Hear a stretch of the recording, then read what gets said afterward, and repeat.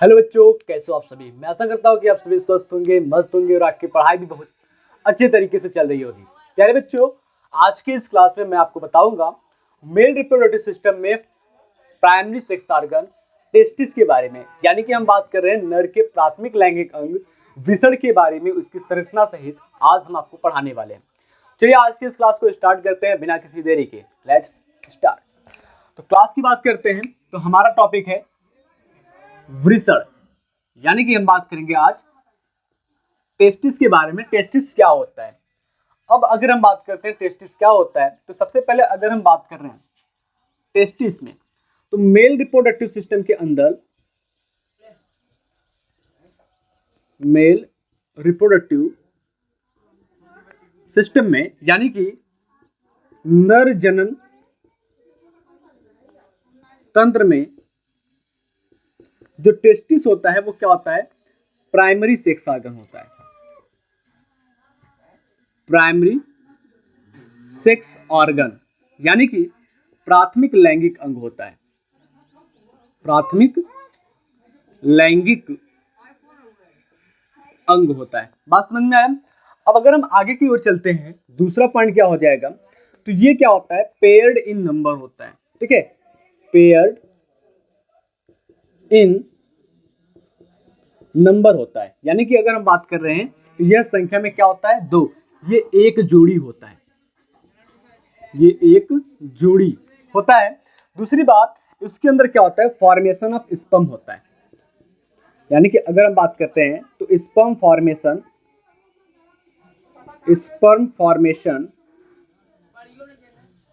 Takes place in testis. यानी कि हम बात कर रहे हैं तो वृषण के अंदर क्या होता है, वृषण में शुक्राणु का निर्माण होता है।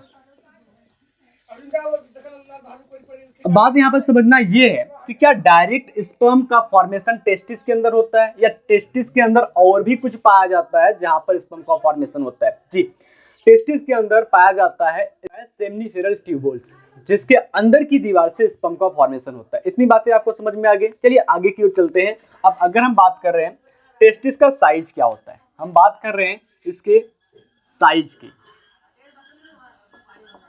साइज की बात कर रहे हैं, इसके आकार की बात कर रहे हैं। ठीक है, तो टेस्टिस क्या होता है, अंडाकार होता है। वृषण क्या होता है, अंडाकार होता है। इसकी लंबाई कितनी होती है, तो 4 से 5 सीएम। ये क्या होता है, लॉन्ग, यानी कि लंबा होता है। 4 से 5 सीएम लंबा होता है। उसके बाद इसकी जो चौड़ाई होती है 2 से 3 सीएम होती है। 2 से 3 सीएम क्या होता है, ये चौड़ा होता है। यानी कि हम बात करें जो इसकी विड्थ होती है, इसकी विड्थ होती है वो कितनी होती है, 2 से 3 सीएम। अब अगर हम बात करें तो ये होता कैसा है, तो अंडाकार होता है, अंडाकार वृषण होता है। अब दूसरी बात अगर हम बात करते हैं तो वृषण पाया कहाँ जाता है, तो वृषण जो होता है मानव शरीर के बाहर एक थैलीनुमा संरचना होता है। ठीक है, एक पाउच के जैसी स्ट्रक्चर होती है और उसी के अंदर ये वृषण पाया जाता है। और उस थैलीनुमा संरचना को हम वृषण कोश के नाम से जानते हैं। वृषण कोश के नाम से जानते हैं, जिसको हम स्क्रोटम कहते हैं, स्क्रोटम कहते हैं। और पाया क्या जाता है उसके अंदर, टेस्टिस पाया जाता है, वृषण पाया जाता है। अब ये वृषण जो होता है वो शरीर के बाहर एक थैलीनुमा संरचना स्क्रोटम में क्यों पाया जाता है, क्योंकि जो टेस्टिस होता है, वृषण होता है, उसको नीड होती है लो टेम्परेचर की फॉर्मेशन ऑफ स्पर्म। ठीक है, स्पर्म फॉर्मेशन के लिए क्या होता है, शुक्राणु के निर्माण के लिए वृषण को कम तापमान की आवश्यकता होती है, जो शरीर के बाहर मिलती है। क्यों, क्योंकि शरीर का तापमान पहले से ही 37 डिग्री सेल्सियस होता है। लेकिन अगर हम बात करते हैं टेस्टिस की, टेस्टिस अगर शरीर के अंदर रहता तो उसको हाई टेम्परेचर मिलता, जिस वजह से स्पर्म का फॉर्मेशन नहीं हो पाता। तो शरीर के बाहर रहता है स्क्रोटम में, जहां पर टेम्परेचर मेंटेन रहता है बॉडी के टेम्परेचर से 2.5 डिग्री सेल्सियस तक, जो आपके एनसीईआरटी में लिखा हुआ है। ठीक है, तो इतना टेम्परेचर मेंटेन रहता है जो स्पर्म फॉर्मेशन के लिए जिम्मेदार होता है। इतनी बातें समझ में आ गई। तो अब अगर हम बात कर रहे हैं तो कुछ ऐसे भी ऑर्गेनिज्म होते हैं जहां पर स्क्रोटम नहीं पाया जाता। यानी कि इस धरती पर कुछ ऐसे भी जीव हैं जिनके मेल के अंदर क्या होता है, जो वृषण कोश होता है, टेस्टिस जिसमें रहता है, वो चीजें नहीं पाई जाती। जैसे आप नोट करेंगे तो हाथी होता है, उसके अंदर स्क्रोटम नहीं पाया जाता। ब्लू व्हेल होता है, उसके अंदर भी स्क्रोटम नहीं पाया जाता। क्यों? क्योंकि इनके बॉडी का टेम्परेचर जो होता है वो लो होता है, जो स्पर्म प्रोडक्शन के लिए सुटेबल होता है, इसलिए इसके अंदर स्क्रोटम नहीं पाया जाता। इतनी बातें समझ में आ गई आप? तो फटाक से आप इस पॉइंट को नोट कीजिए।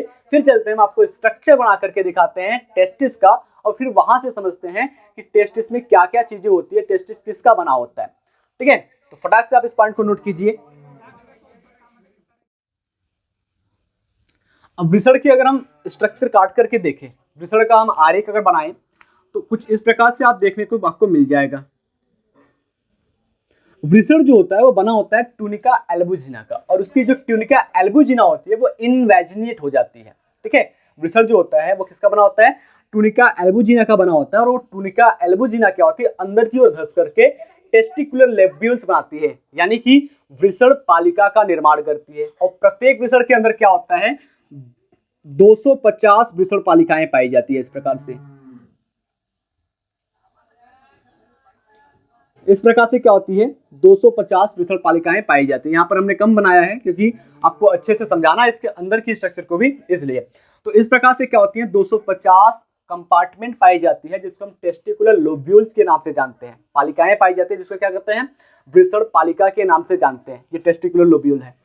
अब अगर हम बात करें तो बेटा इस टेस्टिकुलर लोब्यूल्स के अंदर क्या होता है? तो इस टेस्टिकुलर लोब्यूल्स के अंदर हाईली कॉइल्ड 1 से 3 तक सेमनीफेरस ट्यूबल्स पाई जाती है, यानी कि 1 से 3 तक शुक्र जनन नलिकाएं पाई जाती है, जो अति कुंडलित होती हैं। और वो क्या होती है?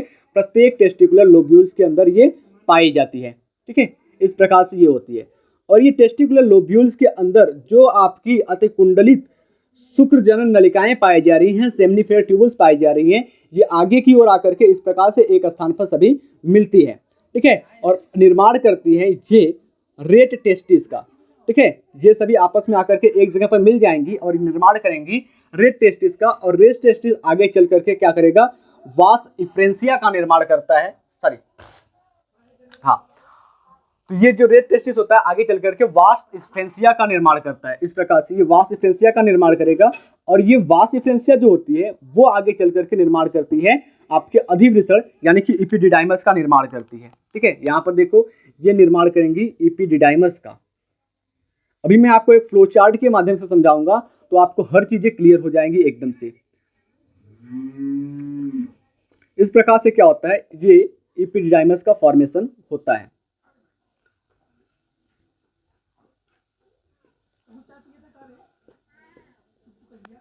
और जो आपका जो इपिडिडाइमस होता है ना, वो इपिडिडाइमस आगे चल करके वास डिफरेंस में खुल जाता है। इस प्रकार से वास डिफरेंस की नलिकाएं बनती हैं। और इस वास डिफरेंस में क्या होता है? आपका इपिडिडाइमस खुल जाता है, जिसको हम शुक्र वाहिनी के नाम से जानते हैं। ठीक है, तो अभी देखिए यहाँ पर ये हमने क्या बनाया? ये आपके टेस्टिकुलर लोब्यूल्स हैं।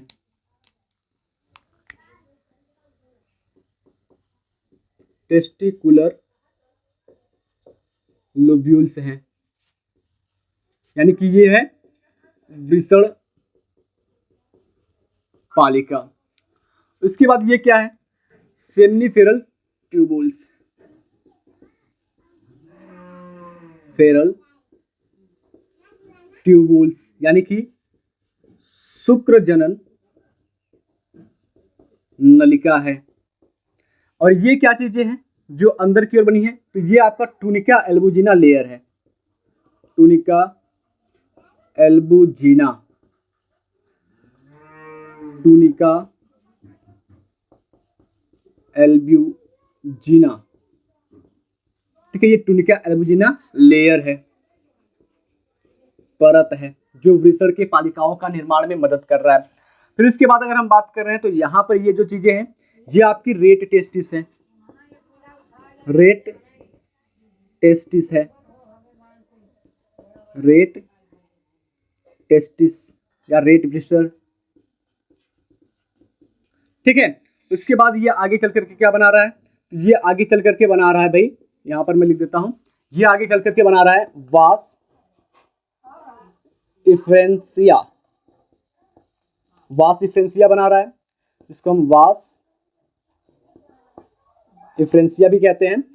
और ये वास इफ्रेंसिया आगे चल करके बना रहा है इपिडिडाइमस। ये जो ब्लैक वाला दिख रहा है इसको हम इपिडिडाइमस कहेंगे,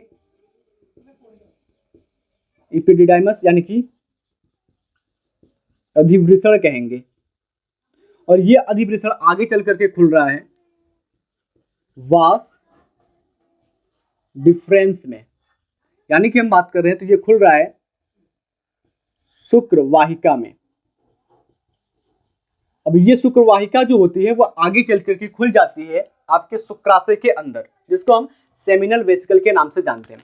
तो अभी यहाँ पर क्या देखना आपने, आपको देखना ये है कि जो आपका प्रत्येक वृषण होता है ना, प्रत्येक वृषण के अंदर क्या होते हैं 250 कंपार्टमेंट होते हैं। 250 कंपार्टमेंट होते हैं यानी कि चैम्बर होते हैं, जिसको हम नाम देते हैं टेस्टिकुलर लोब्यूल्स यानी कि वृषण पालिका। तो यहाँ पर हिंदी नाम हमने लिखा हुआ है, तो यहाँ पर देखिए 250 क्या होते हैं टेस्टिकुलर लोब्यूल्स होते हैं। एक मिनट चेक कर दीजिए थोड़ा सा।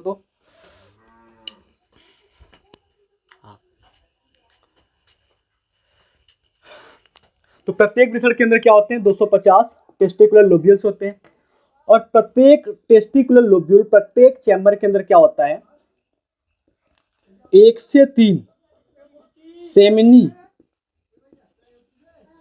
फेरस ट्यूबुल्स होते हैं। ठीक है, प्रत्येक टेस्टिस के अंदर क्या होता है 1 से 3 हाईली क्वाइल्ड सेमीफेरल ट्यूबुल्स होते हैं। इस सेमिनिफेरल ट्यूबुल्स की बात करें तो ये सेमिनिफेरल ट्यूबुल्स आगे चल करके खुलता है रेट टेस्टिस में, और ये रेट टेस्टिस जो होता है वो आगे चल करके खुलता है वास डिफरेंशिया में। ठीक है, वास डिफरेंशिया आगे चल करके खुलता है इपीडिडाइमिस में, और इपीडिडाइमिस आगे चल करके खुलता है वास डिफरेंस में, जहां पर स्पर्म क्या होता है आगे जाता है, और ये वास डिफरेंस क्या होता है आगे चल करके खुल जाता है सेमिनल वेसाइकल में। इतनी बातें समझ में आई। तो ये एक फ्लो चार्ट है जहां पर मैंने बताया कि जो आपका प्रत्येक टेस्टिस होता है, ठीक है, ईच टेस्टिस जो होते हैं उसमें कितने होते हैं 250 कंपार्टमेंट होते हैं, जिसको हम टेस्टिकुलर लोब्यूल्स के नाम से जानते हैं। ईच कंपार्टमेंट में क्या होता है, प्रत्येक कंपार्टमेंट में, प्रत्येक वृषण पालिका में क्या होता है 1 से 3 हाईली क्वाइल्ड सेमिनिफेरल ट्यूबुल्स पाई जाती हैं, जो आगे चल करके रेट टेस्टिस का निर्माण करती हैं। ये रेट टेस्टिस आगे चल करके वास डिफरेंशिया बनाती है, और ये वास डिफरेंशिया आगे चल करके एपिडिडाइमस का निर्माण करेगी हाईली क्वाइल्ड होकर के। एपिडिडाइमस आगे चल करके वास डिफरेंस का निर्माण करेगी, और वास डिफरेंस क्या होता है आगे चल करके सेमिनल वेसिकल में खुल जाता है। बात समझ में आया। तो यहाँ पर आपको क्या समझना है, जो आपका ईच टेस्टिस होता है, ईच टेस्टिस यानी कि प्रत्येक वृषण की बात कर रहे हैं, तो प्रत्येक वृषण में क्या होता है 250 कंपार्टमेंट होता है। प्रत्येक कंपार्टमेंट में कितना होता है 1 से 3 सेमिनिफेरल ट्यूबुल्स होती है। इतनी बातें समझ में आई। अब इसके बाद बेटा हम बात कर रहे हैं जो एपिडिडाइमस होता है, एपिडिडाइमस का साइज कितना होता है। एपिडिडाइमस की साइज की बात कर रहे हैं तो एपिडिडाइमस लगभग क्या होता है 6 मीटर लंबा होता है। एपिडिडाइमस क्या होता है 6 मीटर लॉन्ग होता है, 6 मीटर लंबा होता है। ठीक है, और क्या होता है ये हाईली क्वाइल्ड होता है, दोनों टेस्टिस के ऊपर ये चिपका हुआ होता है। इतना समझ में आया बेटा, चलो अच्छी बात है। तो अब हम आगे की ओर चलते हैं और समझते हैं कि जो आपकी ये सेमिनिफेरल ट्यूबुल्स हैं, ये जो आपकी शुक्रजनन नलिकाएं हैं, इसमें क्या होता है, इसका काम क्या होता है, और ये कैसे स्पर्म का प्रोडक्शन करता है, इसके बारे में। ठीक है, चलो फटाक से आप इस पॉइंट को नोट कर लीजिए ताकि आपको आगे पढ़ने में कोई प्रॉब्लम ना हो।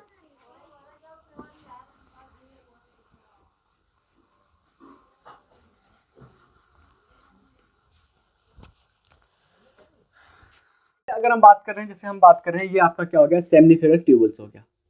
ठीक है, ये क्या हो गया, ये आपका सेमिनिफेरल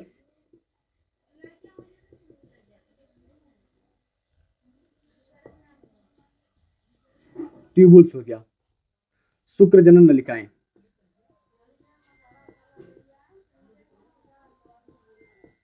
ये आपका शुक्रजनन नलिका हो गया। अब अगर हम बात करते हैं बेटा, ये जो शुक्रजनन नलिका की आंतरिक दीवार होती है ना, जो अंदर की दीवार होती है, उस अंदर की दीवार में क्या होता है मेल जर्म सेल पाया जाता है, जिसको हम क्या कहते हैं स्पर्मेटोगोनिया सेल पाया जाता है, और सर्टोली सेल पाया जाता है। यानी कि हम बात करें, देखो यहाँ पर ये क्या हो गया इनर वॉल। ठीक है, ये इनर वॉल हो गया। और इसका ये क्या हो गया, बाहर की ओर जो है इसको हम आउटर वॉल कहेंगे। समझ में आया? तो अंदर की जो दीवारें होती है, अंदर की दीवार में क्या होता है, तो मेल जर्म सेल्स के बने होते हैं और सर्टोली सेल पाया जाता है। तो हम बात करते हैं सेमिनिफेरल ट्यूबुल्स के इनर वॉल की, इनर वॉल यानी कि आंतरिक दीवार, आंतरिक दीवार की हम बात कर रहे हैं। तो आंतरिक दीवार क्या होता है, आंतरिक दीवार में मेल जर्म सेल्स जिसको हम स्पर्मेटो गोनिया कहते हैं, यानी कि हम बात कर रहे हैं नर जर्म कोशिका पाई जाती है जिसको हम स्पर्मेटो गोनिया के नाम से जानते हैं। बात समझ में आया? ये आंतरिक दीवार में पहला हो गया। दूसरा क्या होता है, इसके साथ साथ सर्टोली सेल पाया जाता है, सर्टोली सेल पाया जाता है, सर्टोली सेल यानी कि सर्टोली कोशिका पाई जा रही है। बात को समझिएगा, मैं आपको बता रहा हूं कहां पर क्या पाया जाता है।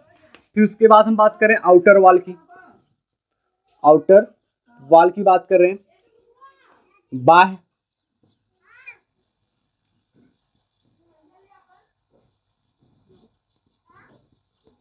बाह्य दीवार की बात कर रहे हैं या बाह्य परत की बात कर रहे हैं। तो बाह्य परत में क्या होता है, कुछ विशेष प्रकार की कोशिका पाई जाती है जिसको हम इंटरस्टेशियल सेल के नाम से जानते हैं, जिसको हम लीडिंग सेल के नाम से भी जानते हैं। तो आउटर वॉल में क्या होती है, ब्लड वेसल्स पाए जाते हैं, यानी कि रुधिर वाहिनी पाई जाती है। इंटरस्टेशियल सेल पाया जाता है जिसको हम क्या कहते हैं, लीडिंग सेल के नाम से जानते हैं, लीडिंग सेल के नाम से जानते हैं। अभी इसका काम भी मैं बता रहा हूं, तो आप इतना जान लीजिए। रुधिर वाहिकाएं, रुधिर वाहिका और ये इंटरस्टेशियल सेल जिसको हम लीडिंग सेल कहते हैं, लीडिंग कोशिका कहते हैं, ये पाया जाता है। अब यहाँ पर मुख्य रूप से अगर हम बात कर रहे हैं जो मेल जर्म सेल्स होता है, यानी कि हम बात कर रहे हैं ये जो स्पर्मेटोगोनिया होता है जिसको नर जर्म कोशिका यानी कि के नाम से जानते हैं। तो ये क्या करता है भाई, ये जो नर जर्म कोशिका होता है ना, ये काम करता है स्पर्म प्रोडक्शन का। तो वृषण के अंदर एक सेल पाया जाता है, सॉरी वृषण के अंदर जो चैम्बर्स होते हैं जिसको हम टेस्टिकुलर लोब्यूल्स के नाम से जानते हैं, जहां पर 1 से 3 स्पर्मेटोगोनिया सेल होता है। सॉरी, तो प्रत्येक लोब में क्या होता है आपका, सर्टोली सेल पाया जाता है। सर्टोली सेल की जो आंतरिक दीवार होती है वो आपके बनी होती है स्पर्मेटोगोनिया से और सर्टोली सेल से। ठीक है, तो अब अगर हम बात कर रहे हैं तो सर्टोली सेल जो होता है वो क्या करता है, स्पर्म को न्यूट्रिशन प्रोवाइड करता है। ये सर्टोली सेल क्या करता है, इस स्पर्म को क्या करता है, न्यूट्रिशन देता है, यानी कि ये पोषण देता है। और स्पर्म बना कौन रहा है, तो स्पर्म बना रहा है ये जो आपका मेल जर्म सेल है स्पर्मेटोगोनिया, ये बना रहा है। ठीक है, उसके बाद अगर हम बात करें तो ये जो आपका इंटरस्टेशियल सेल है, इंटरस्टेशियल सेल जिसको हम लीडिंग सेल कह रहे हैं, तो ये लीडिंग सेल क्या कर रहा है, ये मेल हार्मोन को निकालता है, मेल हार्मोन को निकालता है, यानी कि नर हार्मोन को निकालता है, जिसमें मुख्य रूप से आपका एंड्रोजन होता है। और एंड्रोजन में जो भी होता है मुख्य रूप से वो आपका टेस्टोस्टेरॉन होता है। मेल हार्मोन कौन सा होता है, तो मेल हार्मोन एंड्रोजन, एंड्रोजन निकालता है, जिसमें मुख्य रूप से आपका क्या होता है, टेस्टोस्टेरॉन होता है, टेस्टोस्टेरॉन होता है। और ये टेस्टोस्टेरॉन हार्मोन क्या करता है भाई, टेस्टोस्टेरॉन हार्मोन जो होता है वो रिप्रेजेंट करता है एक मेल के अंदर मेल कैरेक्टर्स को। तो मैं आशा करता हूं कि जितनी भी बातें मैंने आज यहाँ पर बताई है वो आपको सभी अच्छे से समझ में आ गई होगी। मिलते हैं अगली क्लास में, तब तक के लिए जय हिंद, जय भारत।